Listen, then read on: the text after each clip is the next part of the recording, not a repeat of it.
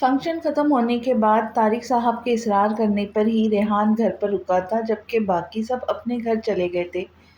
ریحان خاموش ہو گیا تھا۔ اسے دیکھ کر کوئی یہ اندازہ نہیں لگا سکتا تھا کہ وہ خوش ہے یا نہیں ہے۔ کوئی اسے سمجھ نہیں سکتا تھا۔ وہ آیا اور خاموشی سے بیڈ پر لیٹ گیا۔ آج اس کا دل قدرے مطمئن تھا۔ وہ 6 روز سے سویا نہیں تھا۔ آنکھیں لال انگارہ ہو چکی تھی، چونکہ آج وہ کافی پرسکون سا تھا۔ جانے کیوں، لیکن اس کا دل سکون میں تھا۔ تبھی اسے نیند آ گئی اور دور کھڑی محبت نے اس کے صبر پر اسے سلام پیش کیا۔ اسمارا نے نماز ادا کی اور آ کر لیٹ گئی۔ کل اس کی مہندی تھی اور پرسوں بارات۔ وہ سکون سے سو گئی۔ عابر اس قدر تھک گئی تھی کہ کپڑے تک نہیں بدلے اور یوں ہی لیٹ گئی۔ اس کی آنکھ فوراً لگ گئی۔ ارحم کھڑکی پھلانگ کر آیا اس کے روم میں۔ آج وہ اس قدر پیاری لگ رہی تھی کہ ارحم سے مزید صبر نہیں ہوا، تبھی اس کے کمرے تک آ پہنچا تھا۔ اسے اس طرح گھوڑے بیچ کر سوتے دیکھ کر اس نے افسوس سے گردن نفی میں ہلایا۔ اس کے مطابق لڑکی کو شادی سے 2 دن پہلے اپنی نئی زندگی کے بارے میں سوچنا چاہیے تھا، کے پاس اس طرح سونا چاہیے۔ وہ چلتا ہوا اس کے پاس آیا، جھک کر اس کے کانوں کو پھولوں سے بنے جھمکوں سے آزاد کیا۔ وہ تھوڑا سا کسمسائی کہ اسے نیند میں مداخلت پسند نہ آئی ہو۔ اس طرح اس نے دوسرا جھمکا، پھر ہار اور پھر ٹیکا، پھر گجرے سب اتار دیے۔ اس کا دل شدت سے گستاخی کرنا چاہتا تھا۔ اس نے دل کی پکار پر لبیک کہا اور بہت نرمی سے اس کے ہونٹوں کو چھوا۔ یہ پہلا لمس تھا۔ اس نے عابر کو سیدھا کیا، اس پر بلینکٹ اڑایا۔ اسے اپنے جذباتوں پر بند باندھتے وہ اس کے ماتھے پر اپنے دہکتے لب رکھتا۔ جہاں سے آیا تھا وہیں سے واپس لوٹ گیا۔ آج ان کی مہندی تھی، جبکہ اسمارا کے دولہے کا کوئی اتا پتہ نہیں۔ سب سے یہی کہا گیا تھا کہ وہ گھر کی سیٹنگ میں بزی ہے، کل ہی پاکستان آئے ہیں اور اس لیے وہ اب نکاح کے لیے ہی آئیں گے۔ سبھی بہت خوش تھے۔ فنکشن خوشی خوشی ہو چکا تھا۔ آج شام کو نکاح تھا اسمارا کا اور ریحان کا، جبکہ ریحان بے خبر تھا۔ اسے چھپانا اسمارا کا پلان تھا۔ تہمینہ بیگم بے حد ناخوش تھی، لیکن طارق صاحب کے اصرار پر وہ اسمارا کے لیے کپڑے لینے گئی تھی۔ ان سے ایک ریحان ناقابل برداشت تھا، کجا کہ وہ اسمارا کو برداشت کرتی۔ وہ جویلری شاپ میں تھی کہ ایک بندہ ان کے پاس آیا اور اسے جنید کا پیغام دیا۔ وہ مسکرائی۔ ٹھیک ہے، کل تک وہ باہر آ جائے گا اور باہر آتے وہ مجھ سے رابطہ کرے، بہت کام آؤں گی میں۔ اس کی وہ کمینگی سی مسکراہٹ اپنی گاڑی کی طرف چلی گئی۔ چہرے پر جو کچھ دیر پہلے بیزاریت کے تاثرات تھے، اب وہ خوشی اور ایک انوکھی چمک میں بدل گئی۔ مشیل نے پنک کلر کی فراک پہنی تھی، ساتھ ہی ہیوی میک اپ کیے وہ بہت پیاری لگ رہی تھی۔ اسمارا اور عابر نے ریڈ کلر کے برائڈل ڈریس پہنے تھے۔ ارحان نے بلیک کلر کی شیروانی پہن رکھی تھی، جبکہ سب کے اصرار کے باوجود بھی ریحان نے شیروانی نہیں پہنی تھی۔ سب اسے دولہے کی طرح ٹریٹ کر رہے تھے۔ وہ شدید جھنجھلایا تھا۔ اس نے ترکی کی ٹکٹ بھی کنفرم کرا لی تھی، عابر اور اسمارا کے ولیمے کے بعد کی۔ ریحان نے سفید کلر کی شلوار قمیض پہن رکھی تھی، ساتھ ہی کھیڑی والا بلا کا ہینڈسم لگ رہا تھا۔ اسمارا نے پہلی بار اسے شلوار قمیض میں دیکھا تھا اور دل ہی دل میں اس کی نظر اتاری تھی۔ وہ سبھی ہال میں موجود تھے، تبھی دلہن کو لایا جا رہا کا شور مچا۔ وہ دونوں مشیل اور اسمارا کی امی کے ساتھ آ رہی تھی۔ دونوں ہی بلا شبہ نہایت حسین لگ رہی تھی۔ ارحم سکون سے عابر کو دیکھ رہا تھا، جبکہ ریحان کی آنکھ سے ایک آنسو ٹوٹا۔ اس نے نظر پھیری۔ ہاں، وہ یہی تو چاہتا تھا، ایسی ہی اسمارا اس کی دلہن بنے۔ وہ دلہن بنی تھی، بالکل ویسی جیسی وہ چاہتا تھا، لیکن کسی اور کے لیے۔ آج اسے اپنی محبت کو کسی اور کا ہوتے دیکھنا تھا۔ یہ لمحہ اس کے لیے قیامت سے کم نہیں تھے۔ اس نے شدت سے آنکھیں مینچی اور خود کو سنبھالا۔ ارے مولوی صاحب کو بلائے، کسی کی آواز اس تک پہنچی۔ وہ مولوی کی طرف ہی جا رہا تھا کہ طارق صاحب نے اسے پکارا۔ ارے ریحان بیٹا، کہاں جا رہے ہو؟ بڑے پاپا مولوی صاحب کو بلانے۔ اس نے نظریں جھکاتے کہا، کیونکہ اب وہ چاہ کر بھی اپنی تکلیف چھپا نہیں پا رہا تھا۔ ارے بیٹا، دولہا مولوی صاحب کو نہیں بلاتا، آپ جائیں۔ ارمان بیٹا، انہوں نے ارمان سے کہا تو وہ چلا گیا۔ کیا مطلب؟ ریحان نے حیران ہوتے پوچھا۔ مطلب یہ کہ اسمارا کا دولہا کوئی اور نہیں، آپ ہے، انہوں نے کہا تو بے اختیار ریحان کے ایک آنسو ٹوٹا، لیکن وہ خود کو روک گیا۔ وہ خوش تھا، خوشی اس کے چہرے سے جھلک رہی تھی۔ اس کی محبت کسی اور کی نہیں ہوئی تھی۔ کچھ ہی دیر میں نکاح ہو چکا تھا، وہ اپنے تمام جملہ حقوق ریحان شاہ کے سپرد کر چکی تھی۔ کچھ ہی دیر میں رخصتی کا شور اٹھا۔ اسمارا اپنی امی کے گلے لگ کر بہت روئی۔ اسمارا ریحان کے ساتھ جبکہ عابر ارحم کے ساتھ، دونوں گاڑی میں بیٹھے۔ دونوں کا دل دھک دھک کر رہا تھا۔ ارحم تو شوق نگاہوں سے عابر کو دیکھ رہا تھا، جو کہ اسے کنفیوز کر رہی تھی، جبکہ ریحان سنجیدہ بیٹھا تھا۔ اسمارا کو ڈر لگ رہا تھا کہ وہ کہیں ناراض نہ ہو جائے۔ ان دونوں کے اپنے اپنے شوہر کے کمروں میں لا کر بٹھا دیا گیا۔ کلک سے دروازہ کھلا اور ارحم روم میں داخل ہوا۔ ادھر عابر کی ہارٹ بیٹ تیز ہو رہی تھی۔ وہ کچھ دیر خاموش کھڑا اسے دیکھتا رہا اور پھر چلتا ہوا اس کے پاس آیا۔ وہ بیڈ پر اس کے سامنے لیٹ گیا اور ہاتھ بڑھا کر اس کا گھونگھٹ ہٹایا۔ وہ آنکھیں جھکائے بیٹھی تھی۔ وہ کچھ دیر اس کے خوبصورت سراپے کو بغور دیکھتا رہا، پھر بولا، مجھے اپنی قسمت پر یقین نہیں آ رہا، آج تم پورے حق کے ساتھ میرے روم میں بیٹھی ہو۔ عابر نے ایک پل کو اس کی آنکھوں میں دیکھا۔ اس کی آنکھوں میں محبت کا ایک جہان آباد تھا۔ اس نے فوراً نظریں جھکائی۔ میرا گفٹ؟ اس نے دھیرے سے نظریں جھکاتے کہا۔ ارے وہ تو میں بھول گیا، ارحم نے شرارتی لہجے میں کہا۔ تو جائے ادھر ادھر کاؤچ پر سوئے، اس نے منہ بناتے کہا تو ارحم نے کہا لگایا۔ ارے بیوی نہیں بھولا، وہ کہتا اٹھا اور سائیڈ ٹیبل سے ایک ڈبی نکالی۔ اس میں ایک بہت ہی خوبصورت ہیرے کی انگوٹی تھی، یہ بہت خوبصورت ہے، عابر نے دیکھتے ہوئے کہا۔ پہنائے بھی؟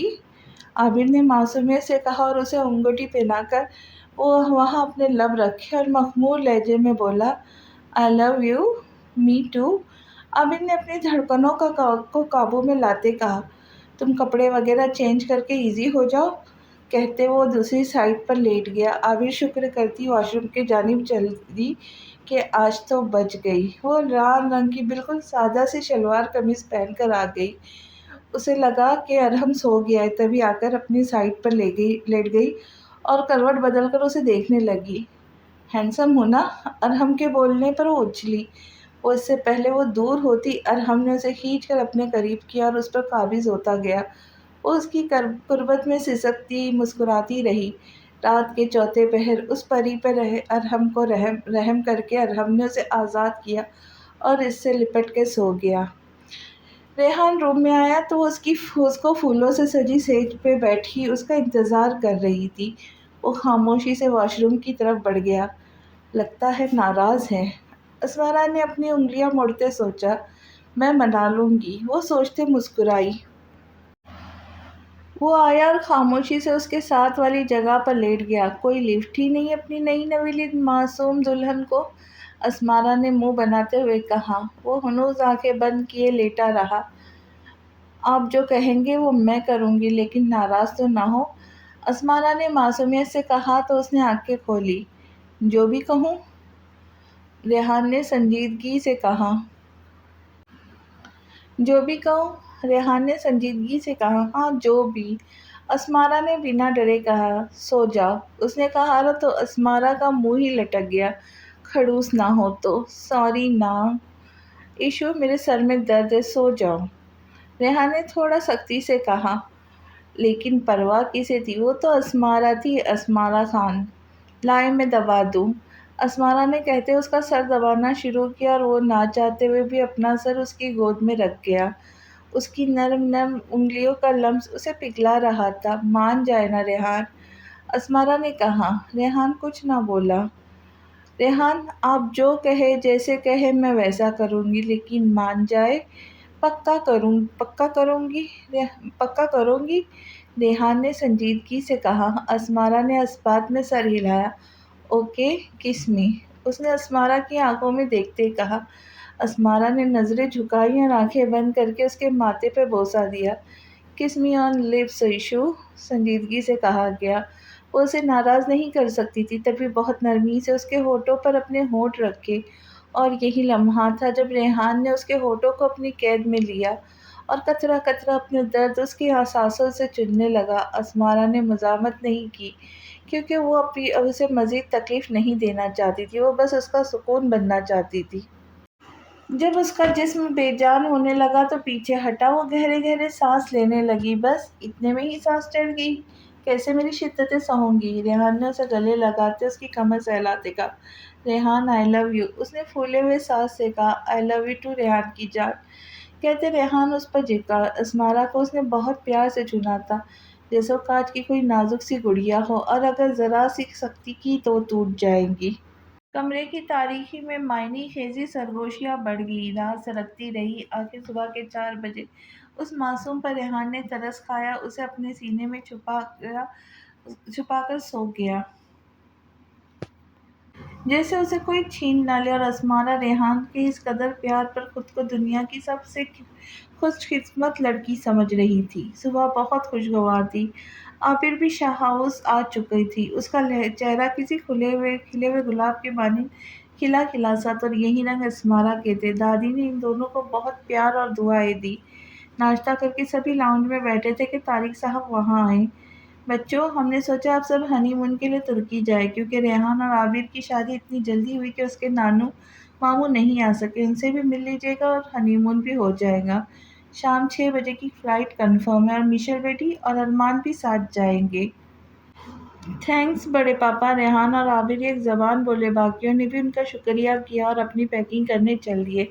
اسمارا وارڈروب کھولے ریحان کے کپڑے نکال کے پیک کر رہی تھی، تبھی ریحان وہاں آیا، اسے پیچھے سے ہگ کیا۔ جانتی ہو ایشو، کل اس وقت میں کس قدر کرب میں تھا، پل پل مر رہا تھا کہ تم کسی اور کی ہونے جا رہی ہو، جان فنا ہو رہی تھی میری۔ اسمارا نے تڑپ کر اس کے ہونٹوں پہ ہاتھ رکھا اور نفی میں سر ہلایا۔ میں آپ کی تھی، ہوں اور رہوں گی، اس نے کہتے مڑ کر ریحان کے ماتھے پہ بوسہ دیا۔ ریحان نے موقع کا فائدہ اٹھاتے فوراً اس کے لبوں کو قید کیا۔ دروازے پر دستک ہوئی اور اس نے دودھ ہوتے دروازے کی جانب بڑھا۔ اسمارا کی کھیکھی شروع ہو گئی۔ ادھر راہ چھوڑوں گا نہیں، ریحان نے کہا اور منہ بناتے دروازہ کھولا۔ سامنے میشل تھی۔ بھائی، ایشو سے بات کرنی ہے، کر لوں؟ ہاں ہاں کرو، وہ کہتے روم سے باہر نکلا، تبھی اس کا فون بجا۔ ہیلو ریحان، میں میر بات کر رہا ہوں۔ ہاں بولو میر۔ میر انسپکٹر تھا اور ریحان کا دوست بھی تھا۔ یار وہ جو بندہ اریسٹ کروایا تھا تم نے، اس کی آج ضمانت ہوئی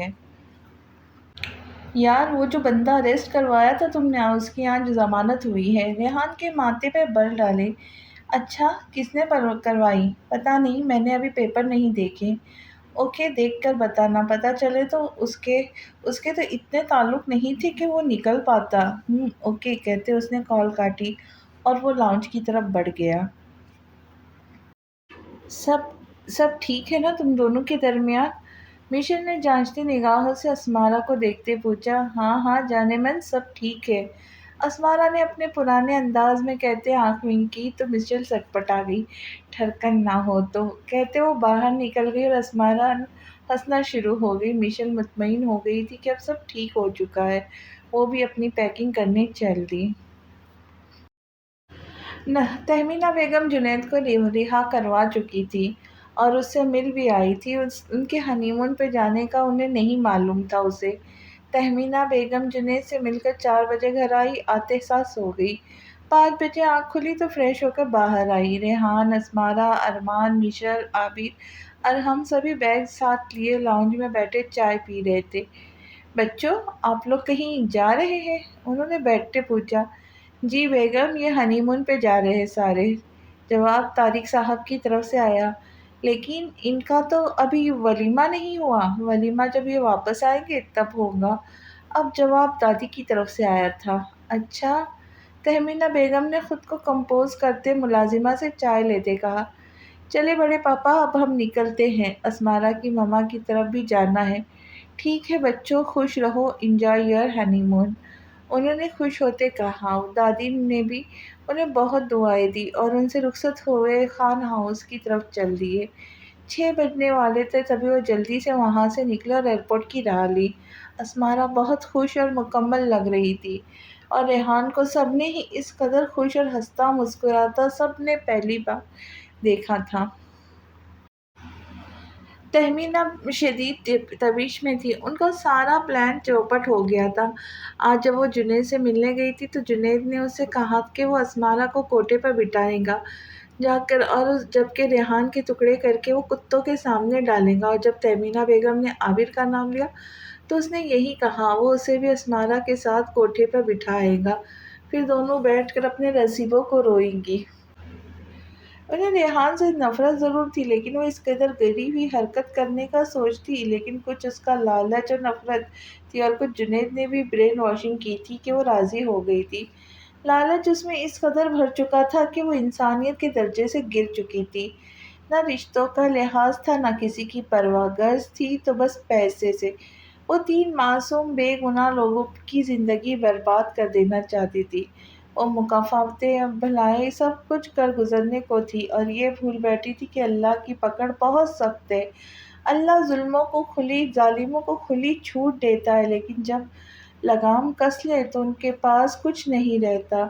اس نے غصے سے جنید کو فون کیا اور بتایا کہ وہ سب ہنی مون پر چلے گئے۔ جنید نے اس سے کہا کہ جب آئے تب بتانا۔ وہ سب پلین میں بیٹھے تھے۔ اسمارہ ریحان کے سینے پہ سر رکھے مزے سے سو رہی تھی، جبکہ وہ بیٹا اسے دیکھ رہا تھا۔ اس کے ذہن میں ایک شرارت سوچی، تبھی ایئر ہوسٹس کو بلا کر اس سے بلینکٹ لیا اور خود کو اور اسے بلینکٹ سے کور کیا۔ اس کو اپنے سینے میں سے تھوڑا اٹھایا، اس کی گردن پر اپنے لب رکھے۔ وہ ہلکا سا کسمسائی، لیکن جاگی نہیں۔ ریحان نے اپنا عمل جاری رکھا، لیکن وہ تو ایسے سو رہی تھی جیسے اس کے ساتھ کوئی اور ہے ہی نہیں۔ ریحان نے آئیبرو اچکائی۔ کوئی مجھ سے بھی زیادہ نیند کا پکا ہو سکتا ہے کیا؟ اس نے دل میں سوچا۔ اسمارہ کی گردن پوری طرح گیلی ہو چکی تھی۔ دل نے پرزور گستاخی کی خواہش کی تو اس پر لبیک کہتا اسمارہ کے ہونٹوں پر جھکا۔ نیند میں اس کا سانس بند ہونے لگا۔ آہستہ آہستہ اس کی حسیں بیدار ہونا شروع ہوئی۔ اب وہ پوری طرح جاگ گئی تھی۔ ریحان کے سینے پر ہاتھ رکھ کے اسے پیچھے کرنا چاہا، لیکن وہ بھی ریحان چاہتا اپنی مرضی سے پیچھے ہٹا۔ وہ لمبے لمبے سانس لینے لگی۔ ریحان، یہ کیا حرکت تھی؟ اس نے خفگی سے کہا۔ کیا حرکت تھی؟ میرا دل کر رہا تھا، کہتے ریحان نے کندھے اچکائے اور وہ اسے گھور کر رہ گئی۔ اس نے دوبارہ ریحان کے سینے سے سر ٹکایا اور اس کے گرد بازو کا حصار باندھا۔ وہ مسکرایا اور اس کے بالوں پہ لب رکھتا وہ بھی سونے کی کوشش کرنے لگا، کیونکہ فلائٹ ابھی لمبی جانی تھی۔ ابے اس بڈھے کا سنا، کوئی زیادہ تنگ تو نہیں کرتا؟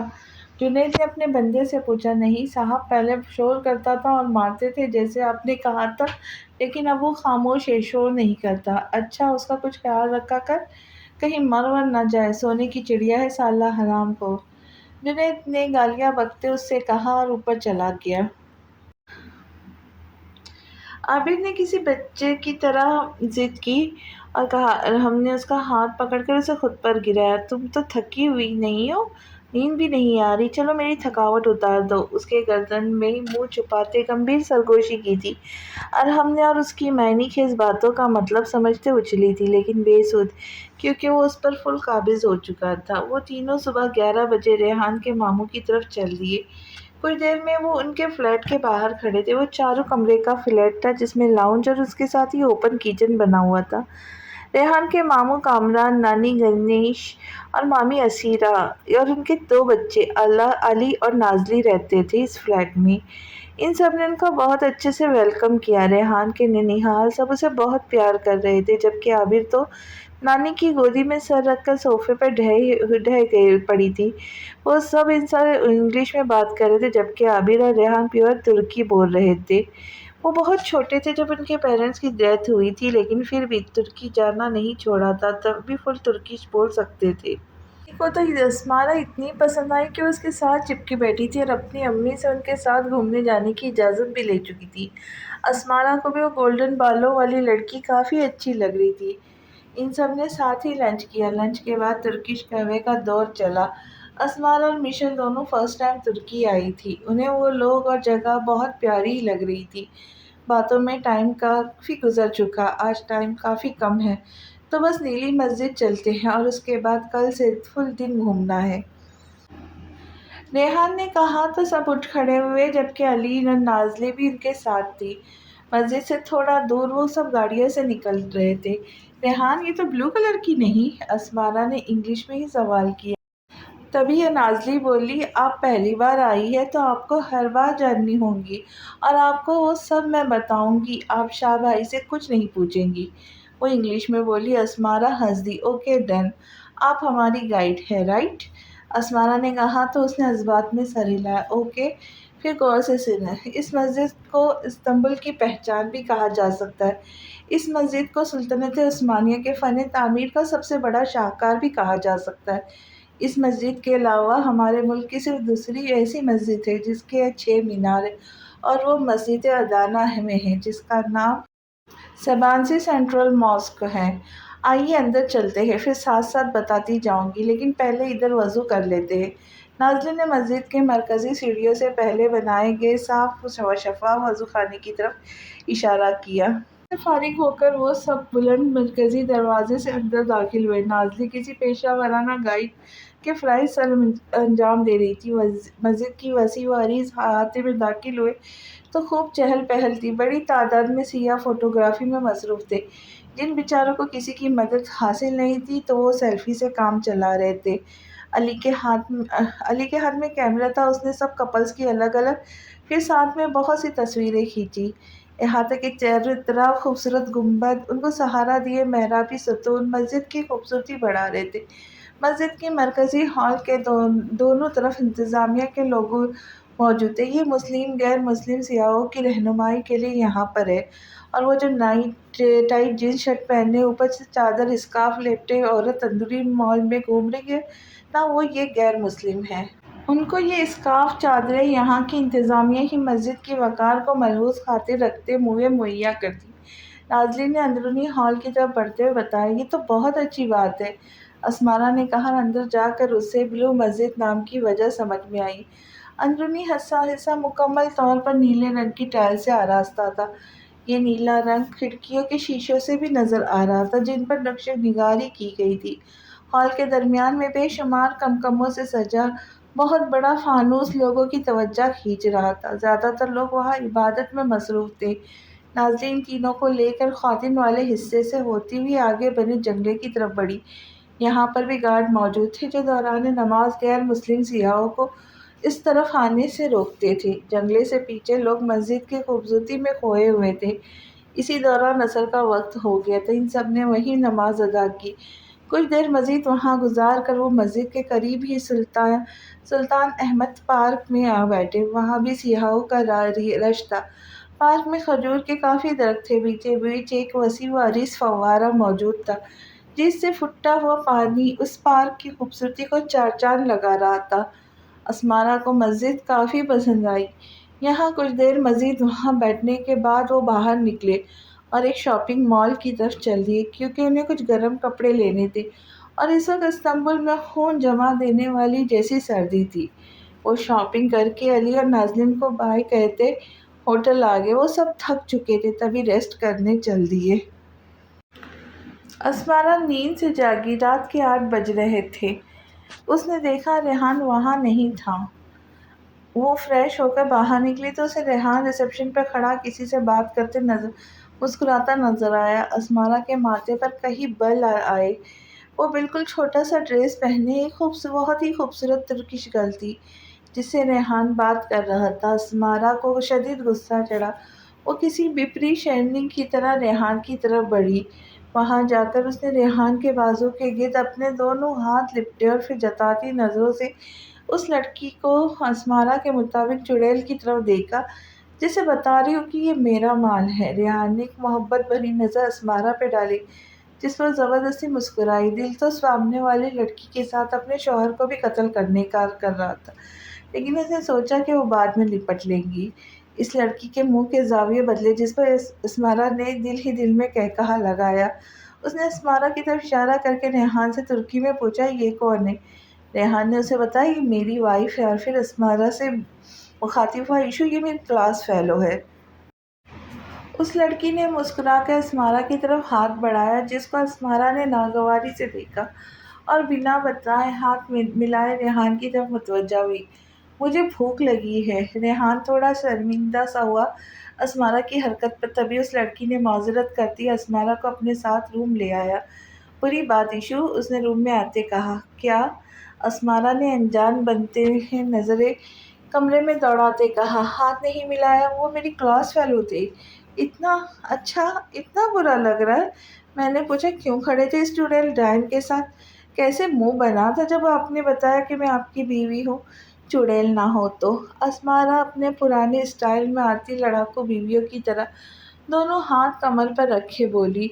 اچھا تو میری بیوی جیلس ہو رہا ہے؟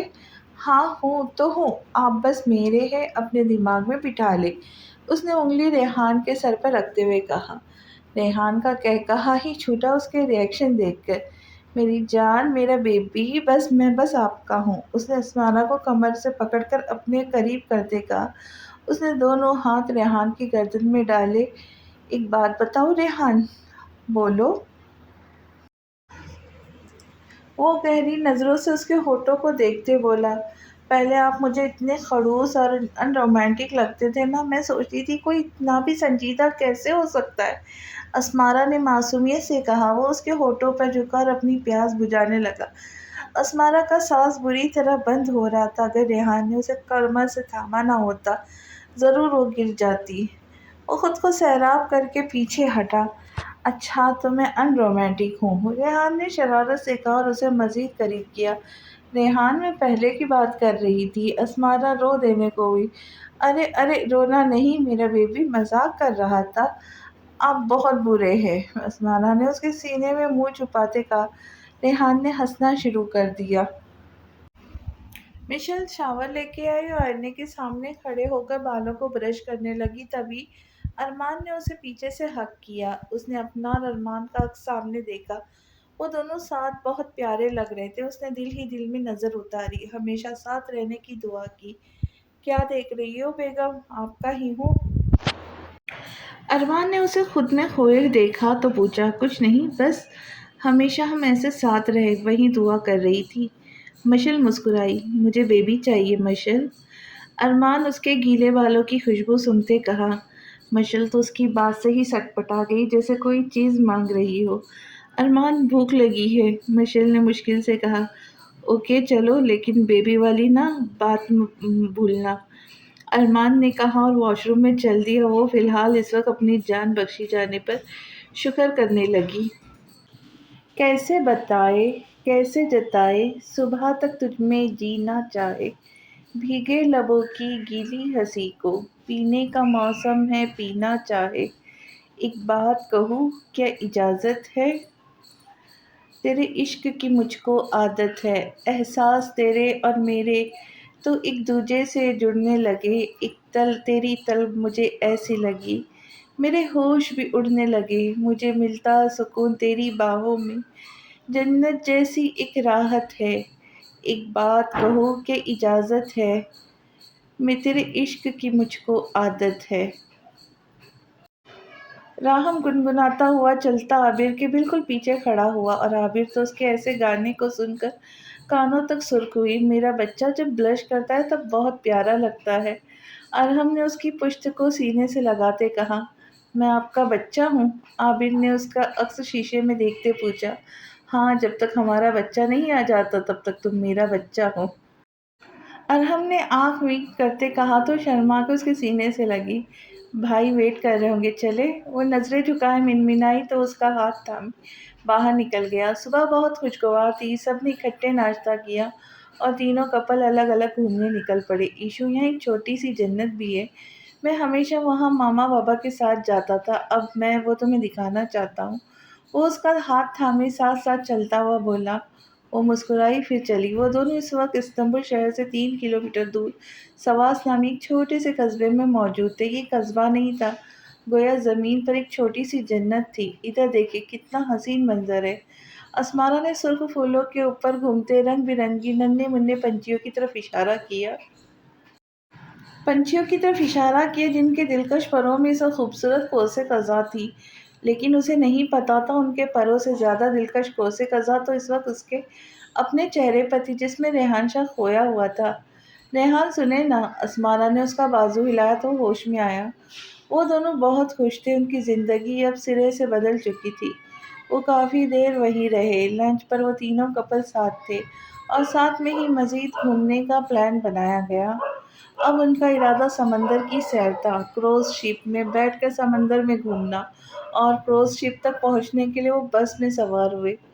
وہ کروز شپ میں چڑھ کر ایک شہر کے سرحد سے دور ہو رہے تھے اور وہاں سے پورا شہر نظر آ رہا تھا، اور وہ منظر بہت ہی خوبصورت تھا۔ ان سب نے کیمرے کے ذریعے بہت ساری تصویریں لی تھی۔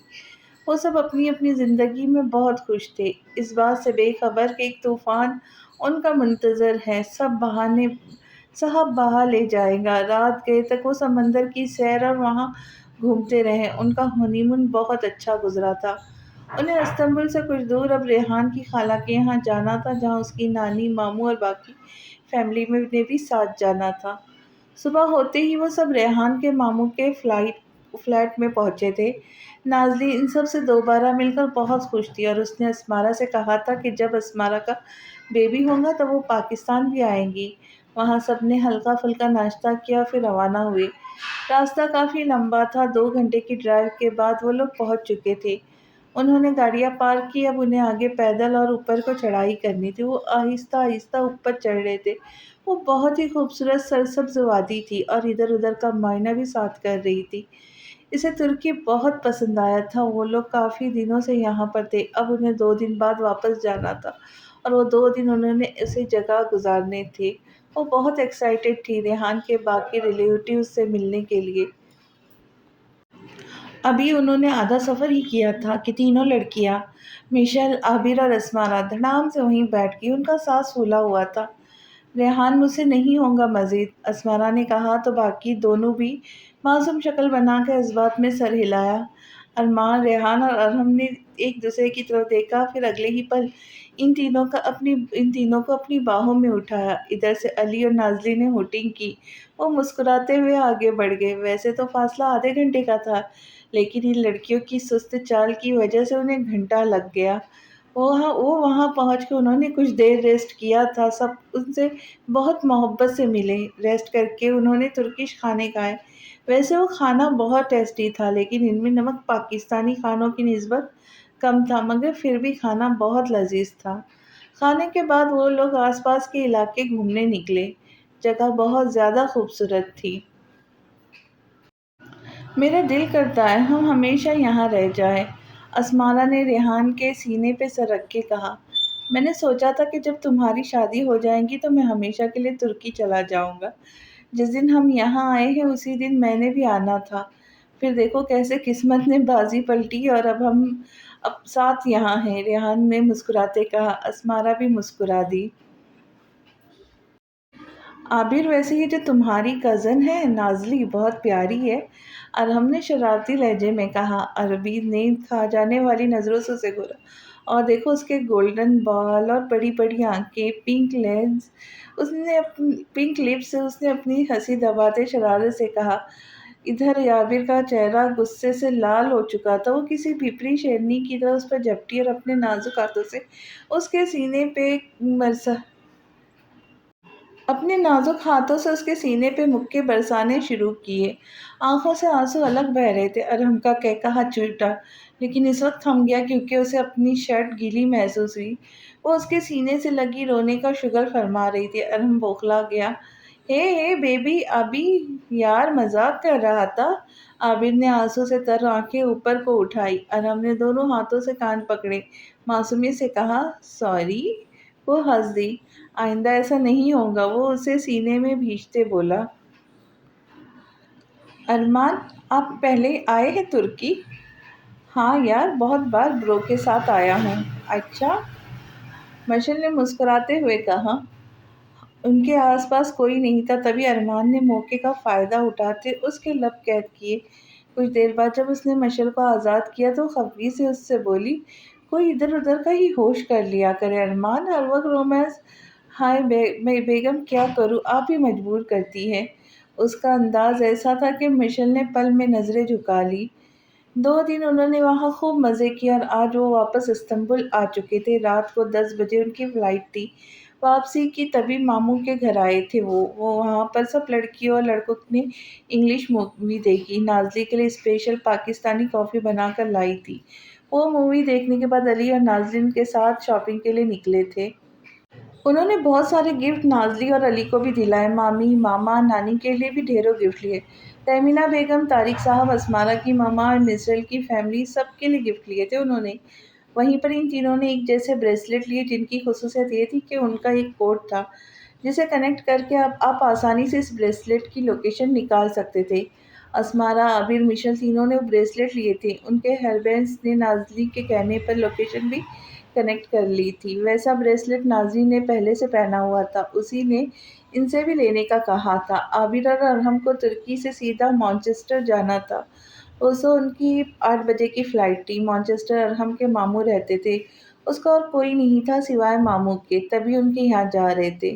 وہ سب سے بائے کر کے جلدی چلے گئے تھے جبکہ وہ لوگ واپس آئے تھے۔ ان سب سے ملے اور وہ سب انہیں سی آف کر کے ایئرپورٹ بھی پہنچ چکے تھے۔ اسمارہ بہت خوش ہوئی تھی ان سے مل کر، اور اب اسے اداسی ہو رہی تھی کہ وہ واپس جا رہے تھے۔ وہ سب سے ملتے پلین میں سوار ہوئے۔ ریحان، یہ میری زندگی کا سب سے خوبصورت دن تھا، اسمارہ نے اسے دیکھتے کہا۔ میری بھی میری جان، اس نے کہتے اسمارہ کے ماتھے پہ بوسہ لیا۔ مشل الگ خوش تھی ان سے سب بہت اچھا ہو گیا تھا، ان کی زندگی اب بالکل سکون میں تھی۔ صبح 8 بجے وہ پاکستان لینڈ کر چکے تھے، گاڑی ان کو لینے آئی تھی۔ وہ ان سب سے ملتے اپنے کمروں میں چلے گئے۔ تہمینہ بیگم بھی اپنے کمرے میں آ گئی اور دروازہ بند کر کے اس نے جنید کو فون کیا۔ وہ واپس آ گئے ہیں، عابر اور اس کا شوہر نہیں آئے، ان سے بعد میں نپٹ لیں گے، فی الحال ان دونوں کا کام نپٹا لے۔ ہاں، جلدی سے اپنا کام ختم کرو، اور ہاں لڑکے، اس کے سب کے بعد نہ میں تمہیں جانتی ہوں نہ تم مجھے۔ ہاں ہاں، اب تم مجھے بتانا جب وہ گھر سے اکیلی باہر نکلے، کیونکہ وہ دونوں ساتھ ہوں گے تو بہت مشکل ہوگی۔ میرے ذہن میں ایک پلان ہے، تہمینہ بیگم نے اسے سارا پلان سمجھایا۔ چل ٹھیک ہے، پھر اس طرح دونوں کو ساتھ پکڑ لیں گے۔ ٹھیک ہے، تہمینہ نے کہتے فون کاٹا۔ اگلی صبح مشل کی طبیعت کافی بوجھل تھی، اسے چکر بھی آ رہے تھے۔ ارمان روم میں آیا تو مشل واش روم میں کھڑی الٹی کر رہی تھی۔ ہے میشی، کیا ہوا ہے؟ ارمان نے اس کی پیٹھ سہلاتے کہا۔ ارمان بہت عجیب ہے، آگے گلے لگ کر ہچکیوں سے رونے لگی۔ ارمان مزید پریشان ہو گیا، اسے لا کر بیڈ پر بٹھایا، پھر ڈاکٹر کو کال کی۔ ڈاکٹر کو بلانے کے بعد اس نے اسمارہ کو کال کی جو لاؤنج میں ریحان اور اپنی امی کے ساتھ بیٹھی تھی۔ اس کی کال پر تینوں وہاں پہنچے۔ کچھ دیر میں ڈاکٹر آ گئی، تہمینہ بیگم بھی ان کے ساتھ تھی۔ ڈاکٹر نے اس کا اچھے سے معائنہ کیا۔ ان کے ہسبینڈ کون ہیں؟ ڈاکٹر نے مسکرا کر کہا تو ارمان نے فوراً جواب دیا، اب آپ کو اس کی اسپیشل کیئر کرنی ہوگی because your wife is pregnant, یہ ماں بننے والی ہے۔ ڈاکٹر نے ہنوز مسکراتے کہا، یاہو! ارمان نے اچھلتے کہا اور بنا کسی کا لحاظ کیے مشل کے گلے لگا۔ تھینک سو مچ میری جان۔ مشل تو اس کی بے باکی پر سرخ ہو گئی۔ تہمینہ بیگم الگ خوش ہو رہی تھی۔ انہوں نے فوراً مشل کے سر پر پیسے وار کر ملازمہ کو دیے۔ اسمارہ اور ریحان بھی بہت خوش تھے۔ ارمان کی بے باکیاں دیکھ کر وہ سب ڈاکٹر کے ساتھ ہی باہر نکل گئے۔ بیگم، ہم سے چھوٹا ہے وہ، اور کام دیکھو اس کے، تو کیا خیال ہے؟ ریحان نے اسمارہ کے گرد بازو حائل کرتے ہوئے کہا۔ ریحان، یہ بیڈ روم نہیں ہے۔ تو کیا ہوا، چل لیتے ہیں بیڈ روم۔ وہ اسے لے کے جا ہی رہا تھا کہ اس کا فون بجا۔ اوکے، میں بس ابھی آ رہا ہوں، یار ایک بہت امپورٹنٹ میٹنگ آ گئی، مجھے جانا ہوگا۔ اوکے سر، آپ جائیے، اسمارہ نے ہنستے کہا، اور اس نے اسمارہ کے ماتھے پہ بوسہ دیا اور باہر نکلا۔ اسمارہ اکیلی کھڑی تھی، تبھی تہمینہ بیگم اس کے پاس آئی۔ بیٹا، یہ دوائی مشل بیٹی کے لیے لکھ کر دی ہے ڈاکٹر نے، میری طبیعت کچھ ٹھیک نہیں ہے ورنہ میں خود لے آتی۔ ڈرائیور کا پتہ نہیں چلتا، تم لے آؤ گی؟ جی جی آنٹی، میں ابھی لے آتی ہوں، اسمارہ نے کہا اور بیگ لینے روم میں چلی گئی۔ تہمینہ آج بہت خوش تھی، ایک تو ریحان اور اسمارہ سے آج اس کی جان چھوٹ جانی تھی، دوسرا دادی بننے کی خوشی۔ اسمارہ ابھی پارکنگ میں ہی تھی کہ ارمان آیا۔ بھابھی کہیں جا رہی ہے؟ ہاں، وہ ڈاکٹر نے مشل کے لیے دوائی لکھ دی ہے، آنٹی نے کہا لے آؤ۔ وہیں لینے جا رہی ہوں، چلے میں بھی ساتھ چلتا ہوں۔ نہیں، میں لے آؤں گی، تم جاؤ مشل کے پاس، اسے ابھی سلا کر آیا ہوں، آپ چلے، پھر بیبی کے لیے تھوڑی سی شاپنگ بھی کر لیں گے۔ ارمان نے مسکراتے کہا تو اس کے ساتھ گاڑی میں بیٹھ گئی۔ ارمان ڈرائیو کر رہا تھا جبکہ وہ ساتھ بیٹھی تھی۔ وہ میڈیکل اسٹور سے ہو کر اب شاپنگ مال کے باہر کھڑے تھے۔ ابھی وہ پارکنگ میں ہی تھے کہ چند نقاب پوش ان کی طرف بڑھے اور انہیں انجیکٹ کر دیا، جس سے وہ دونوں بے ہوش ہو گئے۔ یہ سب بہت اچانک اور جلدی میں ہوا تھا۔ ان کو نہ سنبھلنے کا موقع ملا نہ خود کو چھڑانے کا۔ انہوں نے اسے گاڑی میں ڈالا اور شہر سے 15 کلومیٹر دور ایک کھنڈر نما جگہ لے آئے جہاں جنید ان کا منتظر تھا۔ ایک بندے نے جنید کو کال کی۔ اس باس کام ہو گیا۔ اس کا شوہر بھی ساتھ ہی تھا۔ پھر تو بہت اچھی بات ہے، کہتے ہوئے جنید نے فون کاٹا اور تہمینہ بیگم کو فون کیا۔ کام ہو گیا ہے، ریحان بھی اس کے ساتھ ہی تھا، جنید نے خوش ہوتے کہا۔ لیکن میں نے تو صرف اسمارا کو بھیجا تھا، انہوں نے حیران ہوتے کہا۔ نہیں، وہ سالہ بھی اس کے ساتھ ہی تھا۔ اب وہ دونوں واپس نہیں آنے چاہیے، اور عابر جیسے ہی واپس آئیں گی میں تمہیں بتاؤں گی کام ہو جانا چاہیے، اور اگر کام نہ ہوا تو تم دوبارہ جیل جاؤ گے، یاد رکھنا، انہوں نے وارن کرتے کہا۔ فکر ہی نہ کر، سب ہو جائے گا، چل رکھتا ہوں، آتی ہوں گی چمک چھلو، اس نے غلاظت سے کہا۔ ہاں ٹھیک ہے، تہمینہ بیگم نے کہتے فون کاٹا۔ ریحان جو کہ بھی راستے میں ہی تھا، اسے فون آیا کہ میٹنگ کینسل ہو گئی، تبھی واپس گھر آ گیا تھا۔ اپنے کمرے میں جا ہی رہا تھا کہ تہمینہ بیگم کے منہ سے اسمارا کا نام سنتے وہ رکا اور پھر ساری بات سن لی۔ غصے سے اس کی رگیں تن گئی۔ تہمینہ بیگم سے وہ فی الحال بعد میں نپٹ لیتا، ابھی اسے اسمارا کو بچانا تھا۔ وہ فوراً پولیس اسٹیشن پہنچا۔ وہاں اس کا دوست تھا۔ اس سے ساری بات کرنے کے بعد ہی اسے اسمارا اور وہ بریسلٹ یاد آیا۔ اس نے فوراً چیک کیا، وہ لوکیشن شو کر رہا تھا۔ وہ پولیس ٹیم کے ساتھ اسی لوکیشن کی طرف نکلا۔ اسمارا کی آہستہ آہستہ حسیں بیدار ہونا شروع ہوئی۔ وہ کسی پرانے سے کمرے میں کرسی سے بندھی بیٹھی تھی اور اس کے ساتھ ہی ارمان تھا۔ اس نے ارمان کو آواز دی۔ اس کی آواز سن کر دروازے کے باہر کھڑے بندے نے جنید کو بتایا کہ باس، لڑکی کو ہوش آ گیا ہے۔ وہ اندر داخل ہوا تو ریحان کی جگہ کوئی اور ہی لڑکا تھا۔ یہ لڑکا کون ہے؟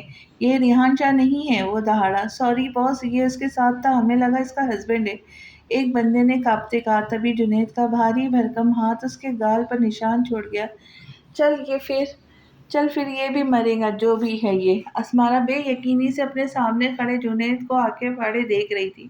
جنید نے نفرت سے اسمارا کی طرف دیکھا۔ کھولو اس حرامزادی کو گالی، جنید نے اسمارا کو گالیاں بکتے کہا۔ ارمان کو اب تک ہوش نہیں آیا تھا۔ تمہاری دشمنی مجھ سے ہے نا، تو اسے چھوڑ دو، اسمارا نے ضبط کرتے جنید سے کہا۔ وہ اس کے سامنے کمزور نہیں پڑنا چاہتی تھی۔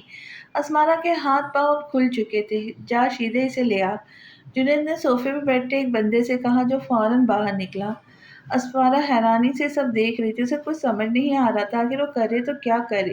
وہ اس کے ساتھ کیا کیا ہوگا؟ اسے امید ہے، یقین تھا کہ ریحان اسے بچا لے گا، مگر اسے کیسے پتا چلے گا؟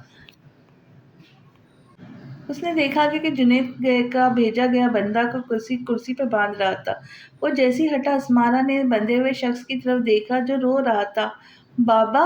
اسمارا کے منہ سے بے ساختہ نکلا۔ بڑھی ہوئی سفید داڑھی، بڑے ہوئے بال، میلے سے کپڑے، اس وقت وہ انہیں صدیوں کے مریض لگے۔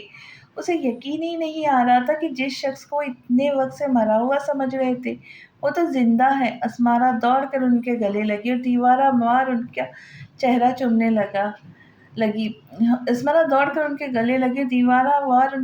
چومنے لگی۔ ہو گیا ایموشنل ڈرامہ شروع؟ شیدے، اس لڑکی کو ادھر لا میرے پاس۔ شیدہ اسمارا کو کھینچتا لایا اور جنید کے قدموں میں پٹکا۔ اسمارا نے خونخوار نظروں سے اسے دیکھا۔ اب تو سوچ رہی ہوں گی کہ تیرے باپ کو کیوں قید کیا تھا میں؟ اس حرامزادے کے پاس بڑی دولت تھی، میرے پاس کچھ نہیں، تبھی اسے پکڑا تھا، اس کا ایکسیڈنٹ کروایا، پھر اسے لے آیا ادھر۔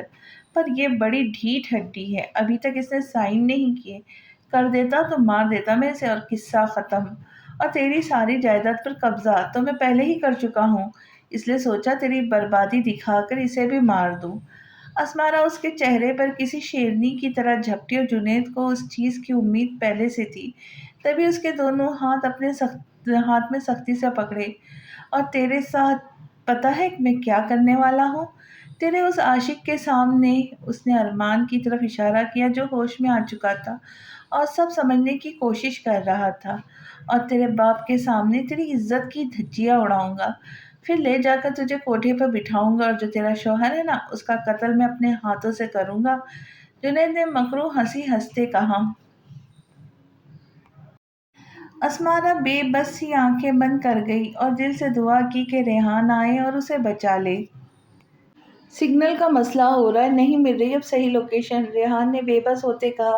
اوکے اوکے ریلیکس، ایسا کرو تھوڑا پیچھے چلو جہاں سگنل ہو، پھر ہم ایک بار اچھے سے دیکھ کر اندازے سے جائیں گے۔ اب وہ آگے اندازے سے جا رہے تھے۔ اس وقت ریحان نے کتنی ہی بار دل ہی دل میں نازلی کا شکریہ ادا کیا۔ اگر وہ انہیں بریسلٹ نہ لینے کا کہتی تو ریحان کے فرشتوں کو بھی خبر نہ ہوتی اسمارا کہاں ہے۔ اس سے زیادہ وہ سوچ ہی نہ سکا کیونکہ وہ دوبارہ اسے کھونا نہیں چاہتا تھا۔ جنید نے اسمارا کا آستین پھاڑا تو اسمارا نے ایک دل خراش چیخ ماری تو جو ریحان نے سن لی۔ وہ کوئی پرانے گھر کی عمارت تھی، وہ باہر کھڑے تھے۔ ریحان اندر جا ہی رہا تھا کہ انسپکٹر نے روکا۔ ان کے پاس ہتھیار ہو سکتے، سو پہلے آپ ٹیم کو اندر جانے دیں۔ ساری ٹیم اندر پہنچ چکی تھی۔ گولیوں کی آواز جنید تک پہنچی تو بوکھلا کر اٹھا۔ اس سے پہلے کہ وہ بھاگتا، ریحان اسے پکڑ چکا تھا۔ گھوسوں اور لاتوں سے مارتے ریحان نے اسے ادموا کر دیا اور اس کا قتل بھی کر دیتا کہ انسپکٹر بیچ میں نہ آتا۔ اسمارا سائڈ پر کھڑی نم آنکھوں سے ریحان کا جنون دیکھ رہی تھی۔ جنید کو چھوڑتے ریحان اسمارا کی طرف دوڑا، اسے سینے میں بھینچا، دیوانہ وار اس کے منہ چومنے لگا۔ وہ بے یقین تھی اب بھی۔ ریحان کی پشت تھی ارمان اور اسمارا کے ابو کی طرف۔ ریحان نے نرمی سے اس کے ہونٹوں پر اپنے ہونٹ رکھے، اسے یقین دلانے کے لیے کہ وہ آ چکا ہے۔ جنید کو پولیس موبائل میں ڈالا جا چکا تھا۔ اسمارا جیسی تھوڑی سنبھلی اپنے باپ کی طرف بھاگی۔ ریحان بھی اسے سوالے نظروں سے دیکھ رہا تھا، جبکہ اس کا باپ بھی۔ بابا، یہ ریحان ہے، میرے شوہر، اسمارا نے ادب سے کہا۔ اور ریحان، یہ میرے بابا ہے، جنید نے انہیں قید کر رکھا تھا۔ ریحان ان سب کو لے کر گاڑی میں بیٹھا۔ یہ سب کیسے ہوا ایشو؟ ریحان نے اپنے بابا کے ساتھ بیٹھی اسمارا سے پوچھا۔ ریحان، مشل کی دوائی لینے کے لیے تہمینہ آنٹی نے ہمیں بھیجا تھا۔ اسمارا نے ساری بات اسے بتا دی۔ ریحان بہت ضبط سے بیٹھا تھا۔ برو، آپ کو کیسے پتا چلا؟ آپ تو میٹنگ میں تھے۔ ارمان نے سوچتے پوچھا۔ چاچی کو جنید سے بات کرتے سنا تھا، میٹنگ کینسل ہوئی تو گھر آیا، وہیں ان کی بات سن لی۔ وہ جنید کے ساتھ ملی ہوئی تھی۔ ریحان نے سرخ آنکھوں سے کہا۔ ارمان کو اپنے کانوں پر ہی یقین نہیں آ رہا تھا کہ اس کی ماں یہ سب کر سکتی ہے۔ بھائی، امی؟ اس نے حیرت سے کہا۔ ہاں چچی، انہیں میں اور میری بیوی اس گھر اور بزنس میں نہیں چاہیے، اس لیے انہوں نے اتنا سب کیا۔ بات چیت صرف مجھ تک تھی تو ٹھیک تھا، لیکن انہوں نے میری بیوی کو نقصان پہنچانے کی کوشش کی ہے، اب اس لیے وہ گھر سب کچھ چھوڑ دوں گا۔ ریحان نے خون چھلکاتی آنکھوں سے کہا۔ اس وقت وہ بس یہی چاہتا تھا کہ کس طرح اس نے ضبط کیا ہے خود پر۔ نہیں بھائی، آپ کہیں نہیں جائیں گے، بلکہ اب ان کو ان کے کیے کی سزا ملے گی، ارمان نے اپنے بھائی کی طرف دیکھتے کہا۔ نہ ریحان کا نمبر لگ رہا تھا، نہ اسمارا کا، نہ ہی ارمان کا۔ طارق صاحب پریشان میں ادھر سے ادھر چکر لگا رہے تھے، جبکہ تہمینہ سکون میں تھی۔ اسمارا کی امی بھی مشل کے ساتھی تھی، وہ بھی بہت پریشان تھی، بار بار کبھی اسمارا کا تو کبھی ریحان کا تو کبھی ارمان کا نمبر ٹرائی کر رہی تھی۔ ریحان کی گاڑی پورچ میں رکی، وہ اب اندر کی طرف بڑھے۔ اسمارا کے ابو کو صحیح سلامت اپنی آنکھوں کے سامنے دیکھ کر اس کی امی کی آنکھوں سے آنسو بہنا شروع ہو چکے تھے۔ وہ تڑپ کر اپنی محبوب بیوی کی طرف بڑھے اور انہیں سینے سے لگایا۔ ارمان خونخوار نظروں سے اپنی ماں کو دیکھ رہا تھا، جس کا ان سب کو ٹھیک ٹھاک دیکھ کر رنگ پھک ہوا تھا۔ آپ سے مجھے یہ امید نہیں تھی مام، اتنی گھٹیا حرکت کریں گی، میں نے سوچا بھی نہیں تھا، آپ تو ماں کہلانے کے لائق ہی نہیں ہیں۔ یہ کیا طریقہ ہے ارمان؟ طارق صاحب نے غصے سے کہا۔ ڈیڈ، آپ نہیں جانتے انہوں نے کیا کیا ہے، کہتے ارمان نے ساری بات انہیں بتائی تھی۔ وہ شدید غصے میں آ چکے تھے۔ میں تمہیں ابھی اسی وقت طلاق دیتا ہوں۔ نہیں بڑے پاپا پلیز، ریحان نے منت کی تھی، وہ ان کا گھر نہیں اجاڑ سکتا تھا، پلیز ایسا مت کریں، میں معافی مانگتی ہوں سب سے۔ تہمینہ نے روتے ہوئے کہا۔ نہیں، اب یہی ہے تمہاری سزا، میں تمہیں طلاق دیتا ہوں، طلاق دیتا ہوں، طلاق دیتا ہوں۔ کہتے وہ رکے نہیں تھے، باہر نکلے تھے اور ملازمہ کو حکم دیا تھا کہ اس کے سامان اور اسے گھر سے نکالو، شام تک وہ گھر میں نہ ہو۔ تہمینہ نے اپنے بیٹے کی طرف دیکھا تو وہ منہ موڑ کر مشل کا ہاتھ پکڑے چلا گیا۔ باقی سب بھی چلے گئے، جبکہ ملازمہ اس کا سامان لے آئی تھی۔ یہ ہوتا ہے مکافات۔ انہیں نے گھڑا تو کسی اور کے لیے کھودا تھا لیکن اس میں خود ہی گر گئی تھی۔ اب اس کے پاس نہ شوہر بچا تھا نہ بیٹا، دونوں نے اس سے رشتہ ختم کر لیا تھا، دونوں نے اس سے منہ موڑ لیا تھا۔ اس نے اپنا سامان اٹھایا اور باہر نکل گئی۔ باہر نکل کے اس نے ایک نظر شاہ پیلس کو دیکھا جہاں اس نے برسوں گزارے تھے۔ اس کے لالچ یا نفرت نے سب تباہ کر دیا۔ 3 سال بعد: ہانیہ بیٹا، ماما کو تنگ نہیں کرتے نا احمر بھائی کی طرح؟ نو بابا، ریحان نے کہا لگاتے اپنی ننھی پری کو گود میں لے لیا۔ اسمارا کا تو منہ ہی کھل گیا اپنی بیٹی کی بات سے۔ اسمارا اور ریحان کے 2 جڑواں بچے تھے، احمر اور ہانیہ، جبکہ مشل کے یہاں پہلا بیٹا اور پھر بیٹی تھی، اور عابر کا ایک نر بیٹا تھا۔ جنید کو پھانسی ہو چکی تھی، تہمینہ بیگم کی اس واقعے کے کچھ عرصے بعد ہی موت ہو چکی تھی۔ اب ان کی زندگی میں سب کچھ ٹھیک تھا، سبھی اپنی زندگی میں خوش تھے اپنے بچوں کے ساتھ۔ تہمینہ اور جنید دونوں کو اپنے کیے کی سزا مل چکی تھی۔ اسی کے ساتھ اس خوبصورت کہانی کا اختتام ہوتا ہے۔ آپ کو یہ ناول کیسا لگا کمنٹ میں ضرور بتائیے، اور نئی ناول کا انتظار کیجیے، بہت جلد لے کے حاضر ہوں گی۔ اور آپ سب کا بہت بہت شکریہ، آپ میرے ناول کو پسند کرتے ہیں۔ تو چلیں ملتے ہیں نئے ناول کے ساتھ۔ اللہ حافظ۔